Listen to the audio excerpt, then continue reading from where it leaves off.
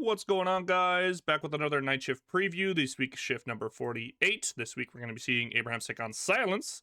Silence beats Leviathan again 2-1 this week in qualifiers. And in NA, there's going to be a mystery secret team taking on Bird with Clock. I'm pretty sure it's Melee Creeps. Crayon already talked about how their team isn't going to be playing this week. So, what other team could it be? Get Candy's disbanded. Whip is disbanded. I'm pretty sure it's going to be Melee Creeps with their new trialing roster, which we're going to get into right now. So currently in Melee Creeps Trials is OCs, Goober, Brayden, and Birdie. And it is confirmed that OCs will not be leaving Silence in the meantime. So meaning he's not going to leave unless he gets like an official roster spot. Something very similar thing that D-Mob was waiting for when he was going back to EU, I'm pretty sure. Maybe he could play for both. That totally depends what Night Shift allows, right? Night Shift has always had this policy of you have a 1 month cooldown when you region swap, it's called. So if you're going to play in NA and then you leave a team for EU, you have a 1 month, or maybe it's like a week. I can't even remember how long it is, but they do have a cooldown period. So if they do let OCs compete, it would be like kind of bending the rules a little bit to let him play in both regions. And technically it wouldn't be breaking the rule because he would be like subbing for Melee Creeps, right? You could find a way around that. But let's get into this roster, right? So the biggest name I would say coming back outside of OCs, because the OCs thing I'm going to talk about, I don't really 100% believe that he'll swap over. But Goober, I would say, is the biggest name that could be coming back to the scene. So we haven't seen Goober for a while. He's been kind of like chilling, playing other games, relaxing. But then as of late, he has been getting back to the scene. He recently just played in the Freak Fest final. Beat my goat, Whoa Snake. In team, he was number 1 tank. Sauce Disciple here. This is his alt account that he was playing on. So Goober has been back in the scene, has been playing Deadlock again more consistently. And I think the biggest thing with Goober that people probably wouldn't think about now is he has been picking a lot more heroes. That was his biggest criticism when he was playing. He was very like a pick-centric player. The game moved away from pick, so then teams moved on from Goober. On his alt, you see it the most, like he's playing like a lot of Shiv. He's been picking up Yamato, picking up Silver. Silver was something like right after he got cut, like you could see right away, like, oh, Goober can pick up new heroes. So it's not that surprising that Goober's like been able to add more stuff to his repertoire here. But what I will say is when word got around that Goober was adding heroes to his pool, the main reason that he wasn't getting picked up by his team was more like an attitude / team cohesion thing. You know, this could be like player politicking or like genuine criticism. I can't really speak to behind the scenes stuff, right? I've never been on a team with Goober. I'm never going to like put that on someone, but you know, if you tune into Goober's stream and see how he talks to people in MM, you can kind of see why people are having this criticism of him. Does that actually happen in a team environment? Who knows, right? So that's probably like the bigger concern why Goober hasn't been on a team yet, but I'm glad to see Goober getting another shot. I think he's extremely talented. I think he's well deserving of a slot, right? So next one is going to be someone who's lesser known, but also very deserving as well, which is Brayden. So Brayden is a hidden gem in NA, I would say. He's been rank 1 on multiple occasions. He's a very, very talented M1 player. He's played on a ton of like tier 1 teams, not like top level. So like you consider, I call them tier 2, but it's more like lower level tier 1 teams, with like Chubby Bunnies. He's played on No Earnings before, PKP, right? So again, with Brayden, someone who is very committed to the scene, clearly wants to be involved, and is finally getting a shot on the top team here.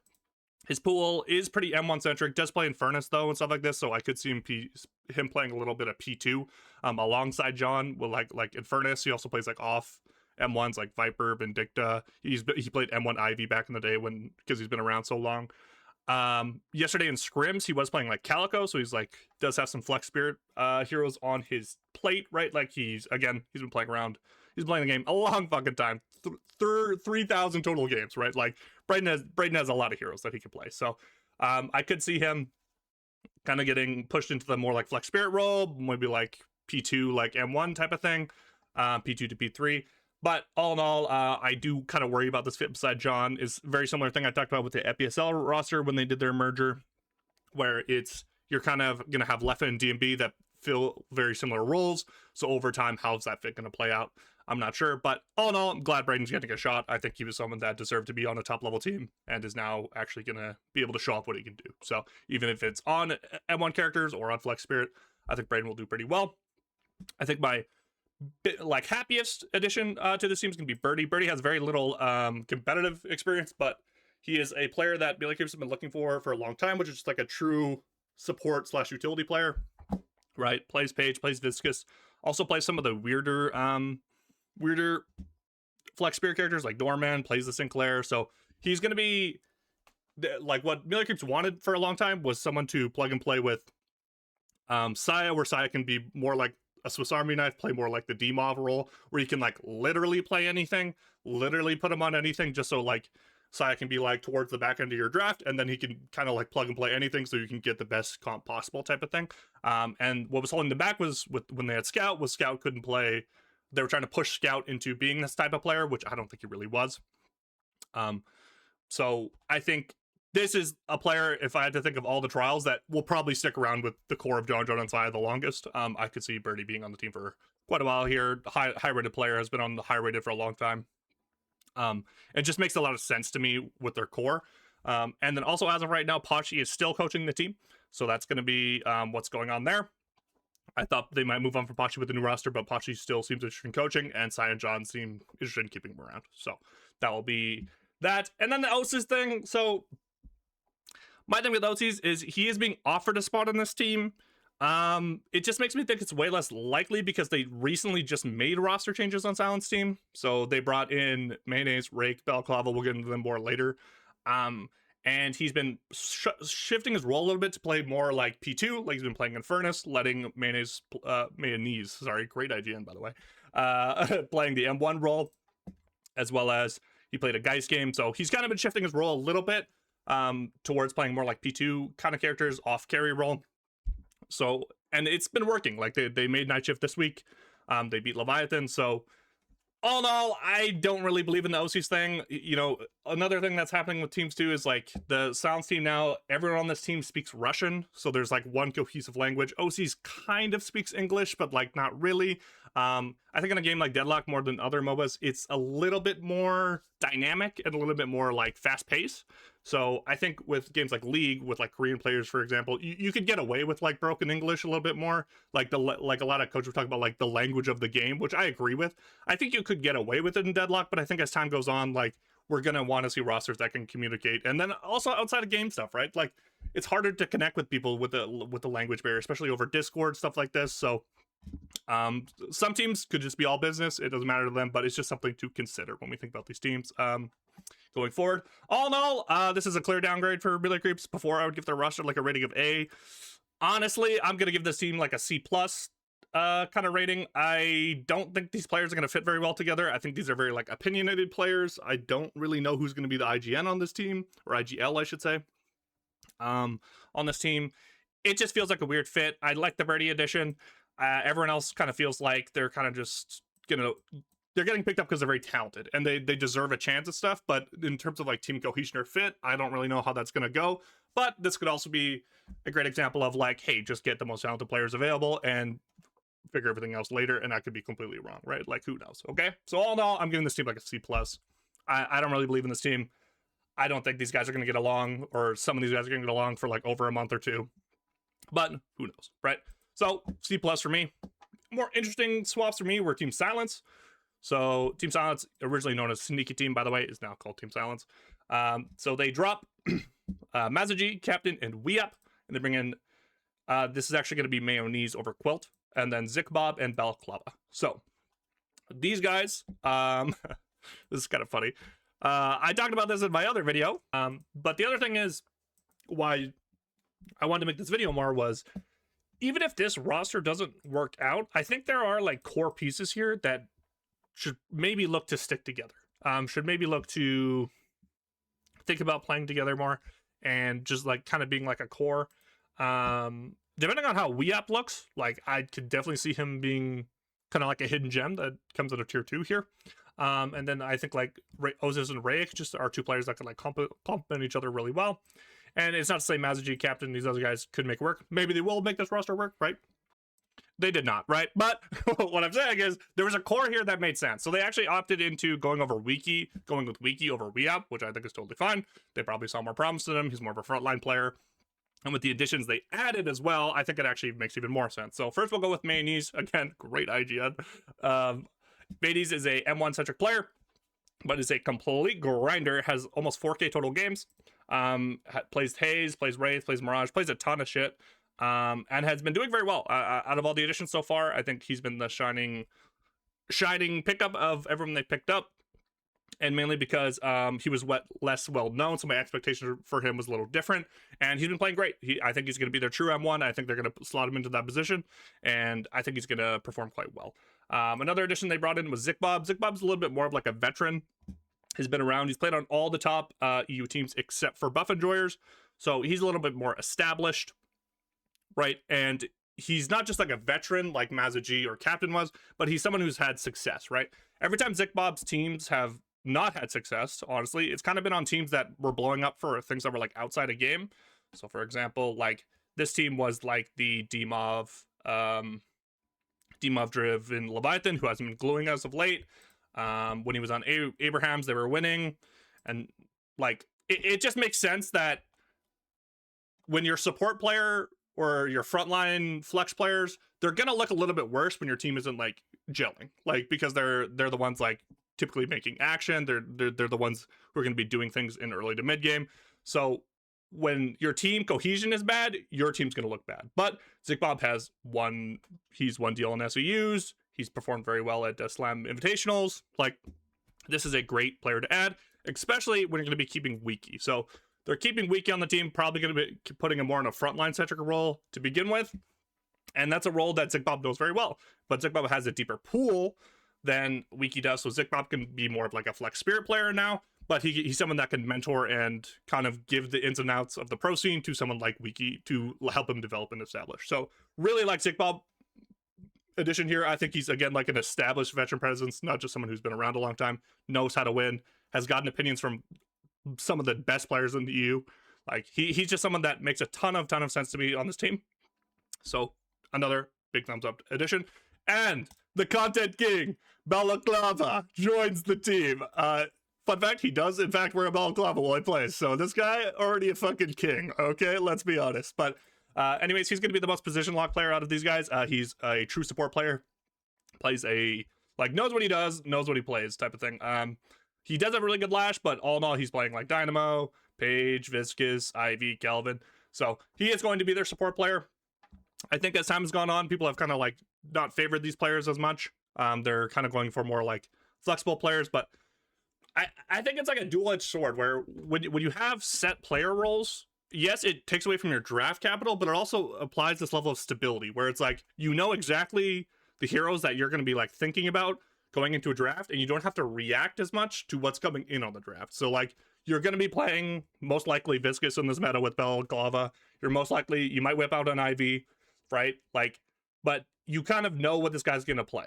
And every once in a while, there'll be a lash angle. You put him on lash, stuff like this, right? But I think having set positions is something that teams were kind of going away from, where I think especially if you're an up-and-coming team, like Silence team is, I think having established positions for people like Mayonnaise and Balaclava actually like helps the team environment a little bit more. It just makes draft more succinct, in my opinion. So all in all, I would rate the old roster probably about like a C for Silence. They had veterans, but not exactly like veterans who were seeing a lot of success. Like we talked about in that video, it was a lot of people who were kind of tossed to the side. This was like their second or third try at the pro scene. Whereas this seems like bringing in tier 2 scene players who have a lot of promise, and then Zikbob, who is someone who was like established and was, again, developing these players on a tier 2 team. Bring them in and add to your main core of OCs, Rake, and now Wiki being their, I would say, their most like developmental player. And I like this roster way more. I'm bumping this team from a C to a B+. Like, I could for sure see this team taking games off of teams like Abraham's. I think another thing, like we were talking about earlier, is this is now going to be an all Russian speaking roster. Teams have gone this way a couple of times, like Hoot got booted off of Abraham's back in the day, which is crazy, like the idea of Hoot getting dropped, but it was in favor of stuff like this, where we're all speaking the same language, we all speak that language outside a game, and it just adds for a little more cohesion, makes, again, behind the scenes stuff a little more seamless.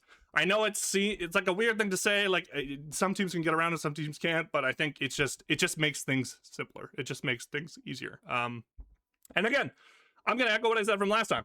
If the young pieces don't work on this core, again, your team just keeps getting better, right? Like your core is like getting better. Teams are taking you more seriously. Like Leviathan has looked like a mess the last 2 months, okay? Leviathan has not looked good. They didn't look good at R1. every time they played Night Shift, they've looked kind of like all over the place. Their macro isn't clean. They're like chain inting into setups. They're not playing timers well. And slowly but surely, Silence is just climbing, and they're just adding people that make sense, and their overall view of the team from the outside scene is just growing and growing, right? Like Empty Dreams just joined Leviathan. Empty Dreams to me now is a merchant, right? Like that guy's like down to play. Like he's not a duo. He's not paired with someone. He's down to just join teams, right? So say like Wiki doesn't work out. Say like Balaclava, like you want to go away from Balaclava because you want like a more flex-centric player. Your established 6 is now even more strong and cohesive. This is another reason I don't think OCs is going to leave this team. I think OCs sees that now with this team. I think he thinks this is a team that has a lot more potential than the last team. So I think this is a great addition for them. Overall, B+. Loved everything they added here. This is like moving in the right direction. I like this. Okay. And then the last team that made substantial roster moves is going to be Bird with Clock. So Bird with Clock actually move away from 2 longtime members, Gibbs and Flaws. 2 members who had been on the team since the Bunny with Clock days, so very, very long time. Even Flaws had been with them since Little Troopers, so even farther back. And then Gibbs was actually, for people who don't know, is an Unks veteran. The household favorites, the Unks. Gibbs did play on this team. This was the last series he played with the Unks before eventually he did join Bunny with Clock. Excuse me. And I think the biggest thing with Gibbs is he kind of lacks with consistency. I think he's a very strong player. I think he's someone that had a lot of build variety to the heroes he would play, especially his Rem and stuff.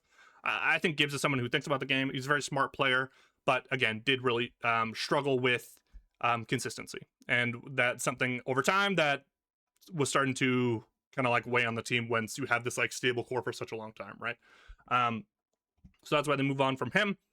And then I would not be surprised if another team, if a 3rd to 4th like NA team is going to be created here with like I feel like Gibbs and Flaws will be a duo that try to like kind of make something happen. Again with Whip and Kid Candy also disbanding because of moves here. There's going to be another team that kind of forms with these top level guys that I could for sure see happening. And then again for Flaws. So Flaws, if you didn't know, played for Little Troopers back in the day, which is like the predecessor to Chain Gang, and then, or no, Chain Gang was Division in them. This is the predecessor to Bunny with Clock, essentially. So again, like some of those guys did play on Chain Gang and moved around and all this stuff, but Little Troopers was essentially, I would say, like the core of what was Bunny with Clock before Bunny with Clock became Bird with Clock type of thing. So Flaws has been around for a long time. I think moving on from Flaws made a little bit more sense than Gibbs with me. I think Flaws is a very talented player. He's a very like committed player. Like I said, back to the he's been playing since all the way back since the Little Troopers days, which is like over a year ago. But I think he never hit the high highs that you kind of want from your M1. Like he had good games, but he was always kind of either middle of the pack to like top 5 in terms of like M1 talent. He's someone who wasn't a ceiling raiser, I would say. He had a very good solid floor, but wasn't like a ceiling raiser. And then we're going to get into the people they replaced. I think the people they replaced have a much higher ceiling than Gibbs and Flaws, which I think is what made sense about these moves. So the biggest name being Erebus. So Erebus finally gets back into the pro scene here. So we haven't seen Erebus since he was dropped by FPSL. But frankly, he must have impressed the Burble Clock Lights because he did sub in for them for the Night Shift Open. So if I had to guess, there's probably some relationship there, or you just get to kind of see what Erebus is like in a 6v6 competitive environment. I'm assuming that made a big impression. And then the weird thing about Erebus is he was criticized for his pool. You know, he was mainly just playing like Bebop Paradox, famously doesn't have a holiday, even though he plays pick. But I think no one ever denied the talent of Erebus, especially when he was on FPSL. Erebus is a very good player. Anyone who's in like a top 100, top 200 would tell you Erebus is like a demon on the ladder. Like he's a very good player. So again, I think he got caught up in that mix-up where teams, especially at the top end, were like, oh, we want versatile players, we want people who could do everything. So he kind of gets pushed out. But I'm very glad to see Erebus back on the scene. I think he was someone that can really, really shine and has been working on his pool a lot, right? Like he's been picking up things like Inverness, he's been picking up Wraith, and I think more importantly, he's just been adding heroes that do what he's already good at, like Haze. Like Haze can be put. Like I know there's a lot of talk right now in the competitive scene about like, can you really pick Haze, Echo Shard Haze in 6v6? Can you really do this? in my opinion, if we're picking fucking Drifter, bro, you can pick Haze. Like, Haze can one shot. Haze has I would say more dueling power than Drifter in like early to mid game when we're talking like playing around buffs and like getting picks, sinners, duels, stuff like this. I think Haze can be a very good hero too. And he's been playing more like off M1 stuff, like Viper, like Mirage. He's been putting in Mina games. Like, I think Erebus is a very, very high end talent in terms of raw talent. And I think if we start mixing in with like a little more variety picks like Infernus, like Mina, like I'm saying, there's a very good chance that Erebus is now going to be talked about as like a premier talent instead of someone who's like just like developing and needs to add to his hero pool. I think he has the level. He's at the level where he can compete in 6v6 at a very high level. Same with Recon. So Recon has always gone by IdoFan11 or AdoFan11. Hilarious, not gonna lie. Everyone calls him Recon, but like even in his like Deadfrag logger, it just says Ido11. I'm covering it with my webcam, but I don't know why. I think it's a great meme, so I'm not gonna hate on it. But yes, this is Recon, just to make it more streamlined for the fan at home. But Recon has very little pro experience, but even in the programs that he has played, he has done very well. So in the Deathslam Invitational NA, he had insane Celeste games. Again, very similar to Erebus. Talked about very highly in the high elo community. Like Recon is a good player, bro. Like, he has consistently been top 100, even like top 20, I would say. Like, I always see IdoFan when I see people looking at the ladder, right? Like, I don't think he takes a lot of breaks. I think he plays the game a lot, and is someone who is very, very deserving of a slot. And I think he's going to be playing Flex Spirit mainly. Has a great Lash, Celeste, Pocket, stuff like this. Does have some Bebop games, but again, with like Erebus coming in, if they're going to play pick, I imagine Erebus can be the one playing pick and stuff like that. Shiv, Warden has a bigger pool, right? Like, again, 2.6k games, like has a solid pool, much deserving. Very similar to who we were talking about earlier, Brayden, where it's just like these guys have always been like playing on not so much Recon, but like they've been in the scene, constantly playing, constantly streaming, are like performing against top level pros in the ladder, and just haven't been able to give it an opportunity. I would say Recon was a little bit more lax on playing in tier 2, where Brayden was more like forward, like he'll play for anyone type of thing. But I think both these guys, anyone in the top 100 would tell you these guys are much deserving of playing 6v6. And I'm going to give him the biggest bump for Bunny with Clock with this. I think Bird with Clock, always going to mess that up, was a B- before. And now I think this team's an A. Like, especially with all the rosters in flux right now, I think this is the second best team in NA.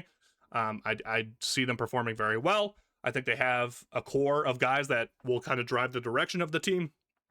Something that kind of maybe have been leading to the inconsistencies with Flaws and Gibbs might just be the way Bunny with Clock plays, where they play a very bloody style, they play a very aggro style. So that could have some problems, like just systematically, with maybe that's not the best way to play the game. Now, FPSL and Buff and Drawers, I think, have been pointing out that you can play very tempo heavy, you can play very in-your-face bloody games, but I think there needs to be a little bit more repertoire to what you're doing in terms of, like, you can fight all you want, but we need to set up for Rift. You can fight all you want, but we need to be doubles on spawn. You can fight all you want, but we need just to be more coordinated in what we're doing. And I think I was really pleased when they were bringing Scout for coaching. Scout is no longer coaching them. I think they need someone who can push them in a good direction, right?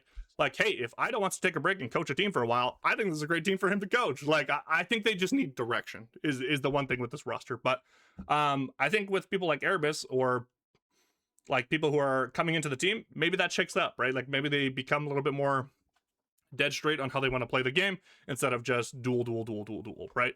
I understand the concept behind pressure. I understand the concept of tempo. Like, I understand what you're trying to accomplish in the game, but I think some more direction would really help these guys, right? So in the last category here, this is going to be the F tier teams, not F for disrespect, but F for paying respects.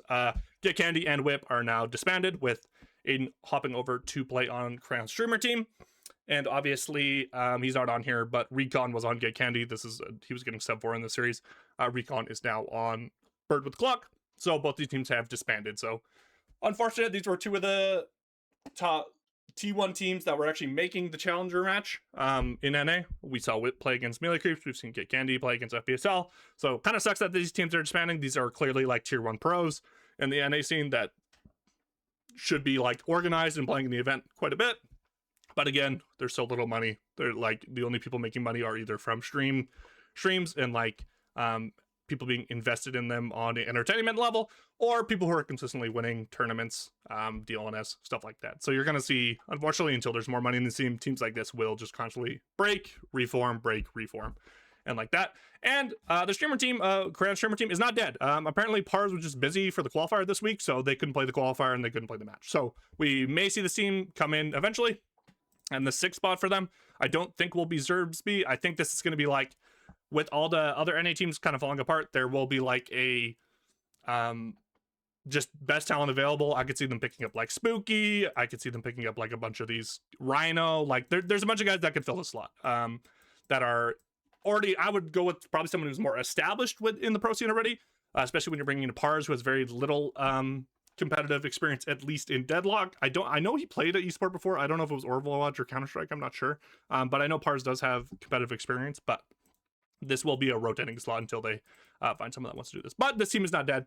We will see them in a coming week in a qualifier or something like that, and they will be scrimming and all that. So that's it. Wanted to keep it a bit shorter, still went a little longer than I wanted to, but did want to give you a preview before all the games today, which I will, as always, be streaming all the games today, EU and NA, and I'm liking the roster swaps. I think these teams are, most teams except for Melee Creeps maybe has it more, I wouldn't even say more talent, though.